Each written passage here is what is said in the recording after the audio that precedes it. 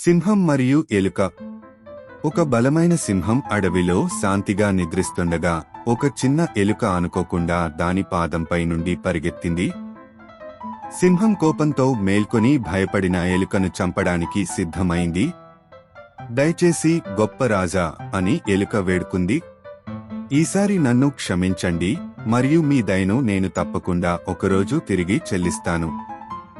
అంత చిన్న జీవి తనకెప్పుడైనా సహాయం చేయగలదనే ఆలోచనకు సింహం నవ్వి ఎలుకను విడిచిపెట్టింది. కొంతకాలం తర్వాత సింహం ఒక వేటగాడి బలమైన వలలో చిక్కుకుంది.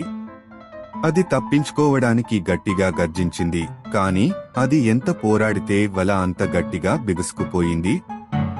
సింహం యొక్క నిస్సహాయ గర్జనలు విని చిన్న ఎలుక తన వాగ్దానాన్ని గుర్తు చేసుకుంది. అది వలకు పరుగెత్తి తన పదునైన దంతాలతో మందపాటి తాడులను కొరకడం ప్రారంభించింది. నెమ్మదిగా కాని తప్పకుండా సింహం తప్పించుకోగలిగేంతవరకు తాడులను కొరికింది. ఇప్పుడు స్వేచ్ఛగా ఉన్న సింహం చిన్న ఎలుక యొక్క ధైర్యం మరియు కృతజ్ఞతకు ఆశ్చర్యపోయింది.